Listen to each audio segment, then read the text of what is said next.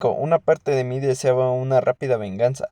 Quería que mi padre se convirtiera en el hombre que nunca había sido, un hombre violento cuando se enfurecía. Eso es lo que ves en las películas, lo que lees que pasa en los libros. Un hombre corriente coge una pistola o un cuchillo y acecha al asesinato que haya matado a su familia. Se toma la justicia por su mano como Charles y todos aplauden.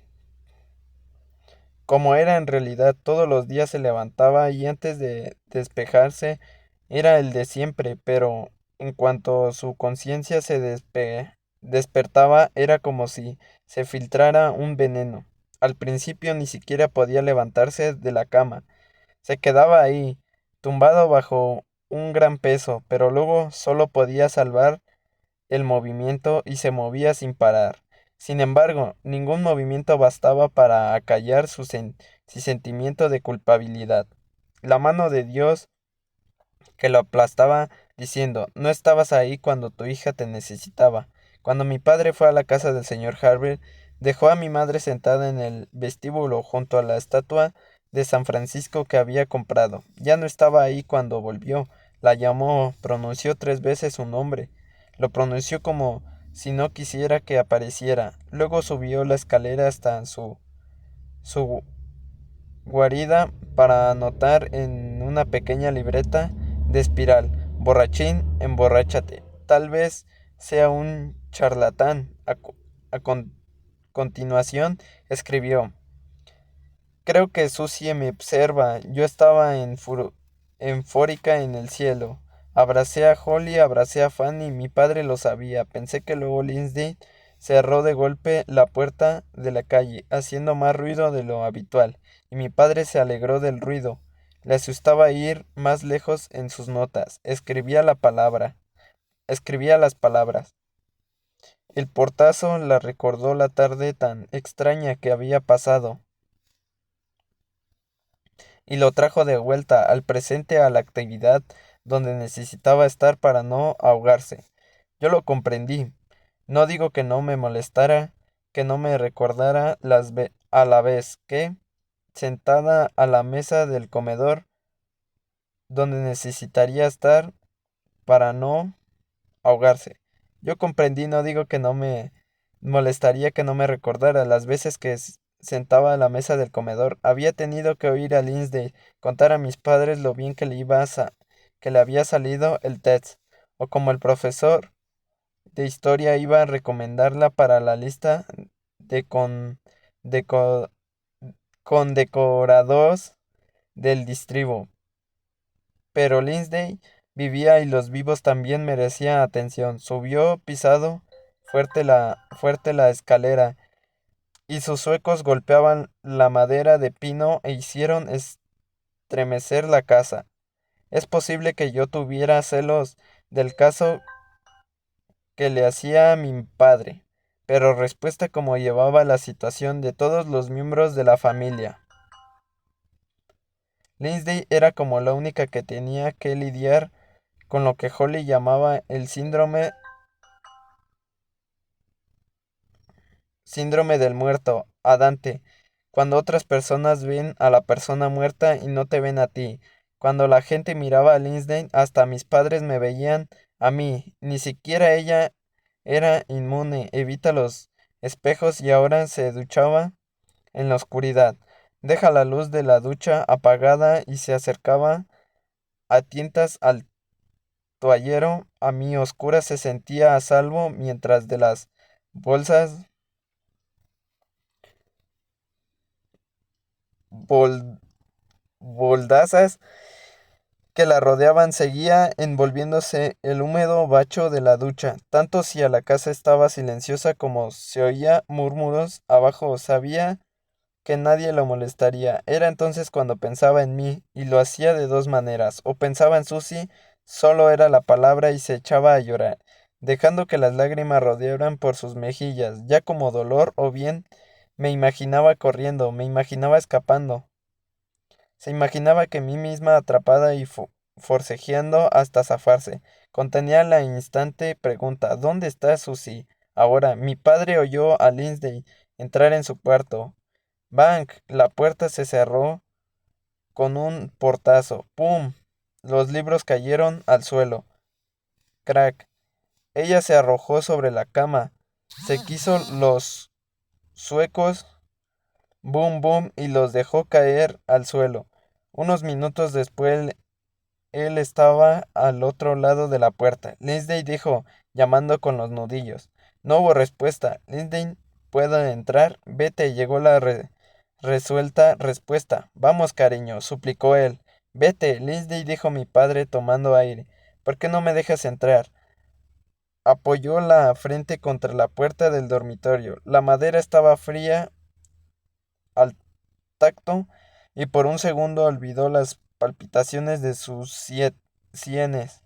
La sospecha que tenía ahora y que no cesaba de repetirse. Harvey, Harvey.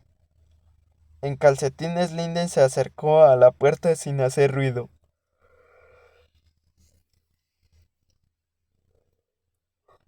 La abrió mientras su padre retrocedía y ponía una cara que esperaba que dijera, no huyas. ¿Qué? Dijo ella. Tenía una expresión tensa, con aire retador.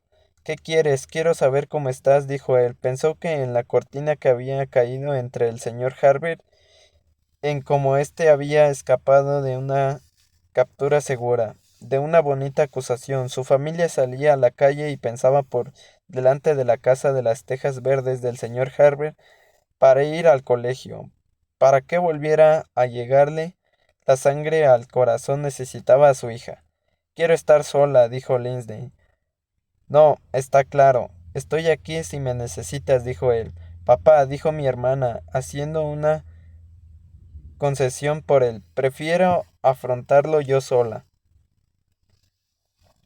¿Qué podía hacer él con esa respuesta? Podría haber roto el código y decir, pues yo no puedo, no me obligues a hacerlo. Pero se quedó ahí un segundo y emprendió la retirada. Lo comprendió, dijo principio, aunque no era cierto. Yo quería levantar del suelo como las estatuas que había visto en los libros de la historia de arte. Una mujer levantando a un hombre. El rescate al revés, hija a padre diciendo, no te preocupes, todo irá bien. No dejes, no dejaré que te hagan daño. En lugar de eso, observó cómo se iba a llamar por teléfono a Len Ferman. Esas primeras semanas, la policía se mostró casi irrelevante. Los casos de niñas muertas desaparecidas no eran muy frecuentes en los barrios residenciales, pero sin pistas sobre dónde estaba mi cuerpo o quién me había matado. La policía se estaba poniendo nerviosa. Había una ventana en el tiempo gracias a la cual solían encontrarse pruebas físicas. La ventana cada vez era más pequeña. No quiero parecer irracional, detective Fernand, dijo mi padre. Por favor, llámenme Len. Debajo de la esquina del secante en forma de rodillo de su escrito estaba mi foto del colegio que Len Farman había conseguido de mi madre, antes de que nadie lo expresara en palabras. Él sabía que yo estaba muerta. Estoy seguro de que hay un hombre en el vecindario que sabe algo, dijo mi padre. Mira por la ventana de su estudio del piso de arriba, hacia el campo de trigo. El dueño del campo había dicho a la prensa que iba a dejarlo en barbecho por el momento. ¿Quién es? ¿Qué le ha llevado a creer algo así? Preguntó la enferma. Escogió un lápiz pequeño, grueso y mordisqueado de la bandeja metálica del cajón de su, de su escritorio. Mi padre le habló de la tienda, de cómo el señor Harvey le había dicho que se marchara a casa, de que había pronunciado mi nombre y de lo raro que creía el vecindario que lo era el señor Harvey. Sin empleo fijo ni hijos. Lo investigaré, dijo Len Ferman, porque era su deber, era el papel de que le había tocado, pero la información que le habían dado a mi padre apenas era un punto de partida. No le hablé con nadie, ni vuelva a acercarse a él, advirtió cuando mi padre colgó. Sintió una extraña sensación de vacío. Agotado, abrió la puerta de su estudio y la cerró sin hacer ruido. Detrás de él, en el pasillo, por la segunda vez, llamó a mi madre. Abigail. Ella estaba en el cuarto de baño del piso de abajo, comiendo a escondidas los macarrones de almendras que la compa- compañía de mi padre siempre nos enviaba por Navidad.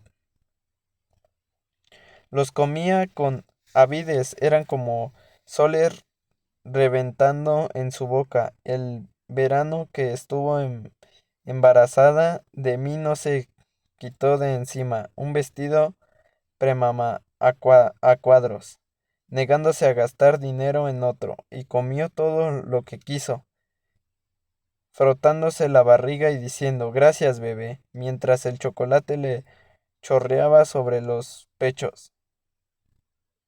Alguien llamó con los nudillos en la parte inferior de la puerta. Mamá, ella volvió a esconderse los macarrones en el botequín, tragando los que ya tenía en la boca. Mamá, repitió Buckley, soñoliento. Mamá.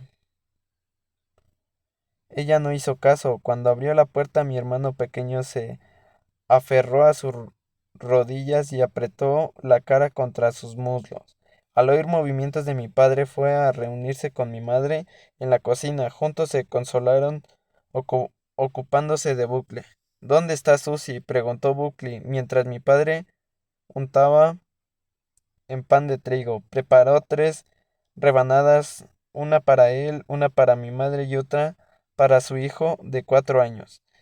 ¿Has recogido tu juego?, dijo mi padre, preguntándose por qué no se empecinaban en eludir el tema con la única persona que lo aborda de frente. ¿Qué le pasa a mamá?, preguntó Buckley, junto a observar a mi madre, que tenía la mirada perdida en el fregadero vacío. ¿Te gustaría ir a Zoo esta semana?, preguntó mi padre. Se odiaba por ello, odiaba el soborno y la burla, el engaño, pero ¿cómo iba a decirle a su hijo que su hermana mayor podía estar descuartizada en alguna parte? Pero Buckley oyó la palabra zoo y todo lo que eso significaba. Para él era sobre todo monos, y empezó el serpenteano camino de olvidar un día más. La sombra de los años no eran tan grandes sobre su cuerpecito. Sabía que yo me había ido, pero cuando la gente se iba, volvía. Cuando Len Ferman había ido a la puerta en puerta por el vecindario, en casa de George, no había averiguado nada singular. El señor Herbert era un hombre solo, según dijo que había tenido intenciones de venir a vivir ahí con su mujer. Había muerto poco antes de la mudanza. Él construía casa de muñecas para tiendas especializadas y era muy reservado. Era lo único que sabía la gente, aunque no había florecido precisamente las amistades a su alrededor. Las simpatías del vecindario siempre habían estado con él. Cada casa de 2 plantas encerraba una historia, para Len Ferman sobre todo. La George Harvey parecía convincente. No, dijo Harvey, no conocía bien a Salmon. Había visto a los niños, todo el mundo sabía que tenía hijos, y quién no. Comentó con la cabeza ligeramente inclinada hacia la izquierda. ¿Ves juguetes en el jardín? Hay más bullicios en la casa, observó con voz entrecortada. Tengo entendido que ha tenido recientemente una conversación con el señor Salmon, dijo Len en un segundo viaje a la casa verde oscura. Si hay algún problema, preguntó el señor Harvey. Miró a Len con los ojos entornados, pero luego tuvo que hacer una pausa. Deje que vaya por las gafas, dijo. Estaba investigando sobre un segundo imperio. ¿Un segundo imperio?, preguntó Len. Ahora que se han acabado mis pedidos de Navidad, puedo experimentar, explicó el señor Harvey. Leo lo siguió a la parte trasera, donde había una mesa de comedor colocada contra la pared. Encima había amontonados los que parecían ser paneles de madera en miniatura. Un poco raro, pensó Ferman, pero eso no le convierte en asesino.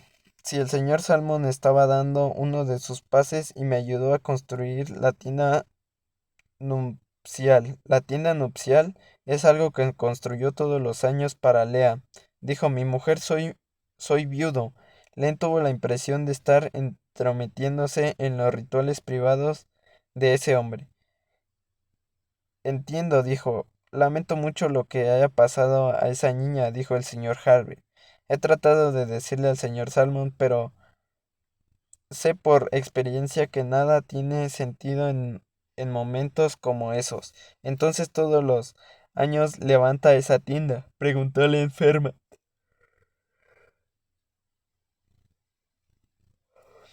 Eso era algo que los vecinos podrían confirmar otros años has- hacia dentro de casa, pero este año he tratado de hacerlo fuera. Nos casamos en invierno, pensé que aguantaría hasta que se pongan a nevar en serio. ¿Dónde? Dentro. En el sótano. Puedo enseñárselo si quiere. Tengo todas las cosas de Lea allá abajo, pero Lean no insistió. Ya me he entrometido demasiado, dijo. Solo quería comprobar una segunda vez el vecindario. Cómo va la investigación? Preguntó el señor Harvard. ¿Ha averiguado algo? A Lean no le gustaba esa clase de preguntas, a que suponía que era un derecho que tenía la gente cuyas vidas invadía.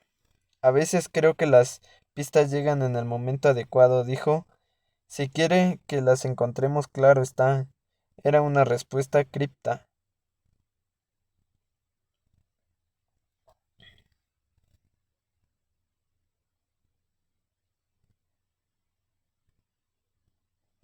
Algo así como dicho de confusión, pero funcionaba con casi todos los civiles.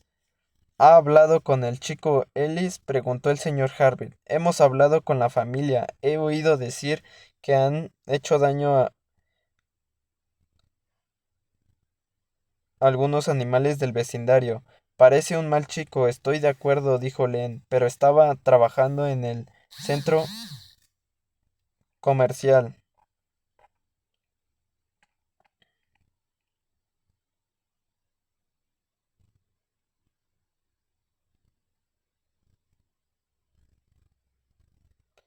¿Tienes testigos? Sí, eso es lo único que se me ocurre, dijo el señor Herbert. Ojalá pudiera hacer más. Len tuvo la sensación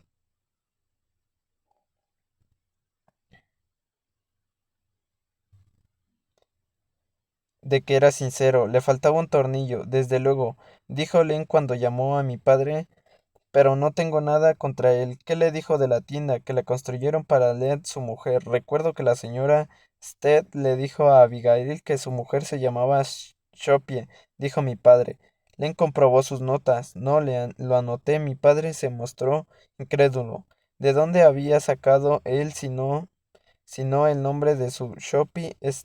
Estaba seguro de haberlo oído. Él también, pero hacía años en una fiesta del vecindario donde los nombres de los niños y de las esposas habían volado como confeti entre las anécdotas que contaba la gente para establecer relaciones de buena vecindad. Y las presentaciones habían sido demasiado vagas para recordárselas al día siguiente, sin recordar que el señor Harvey no había asistido a la fiesta, nunca había asistido a ninguna. Eso lo había raro a los ojos de muchos vecinos, pero nunca a los ojos de mi padre, que nunca se había sentido del todo cómodo en esos forzados esfuerzos de cordialidad. Mi padre escribió en su cuaderno, lean, y a continuación Shopee, sin darse cuenta, había empezado a confeccionar una lista de los muertos. El día de Navidad mi familia se habría sentido más a gusto en el cielo. En el cielo se prestaba mucha atención a la Navidad. Algunos se vestían de blanco y fingían ser copos de nieve, pero no eso era todo. Esa Navidad Samuel nos hizo una vista inesperada. No iba vestido como un copo de nieve, llevaba la cazadora de un cuerpo de un hermano mayor y unos pantalones militares que no eran de su talla. Mi hermano estaba en la sala de estar con sus juguetes. Mi madre se alegraba de haber ido tan pronto a comprar sus regalos. Lindy recibió unos guantes y unos pintalabios con sabor a cereza. Mi padre, 5 pañuelos blancos que mi madre había encargado meses antes en el centro comercial. Menos bucle, nadie quería nada. De todos modos, los días anteriores las luces del árbol permanecieron apagadas. Solo ardió la vela que mi padre tenía en la ventana de su estudio. La encendí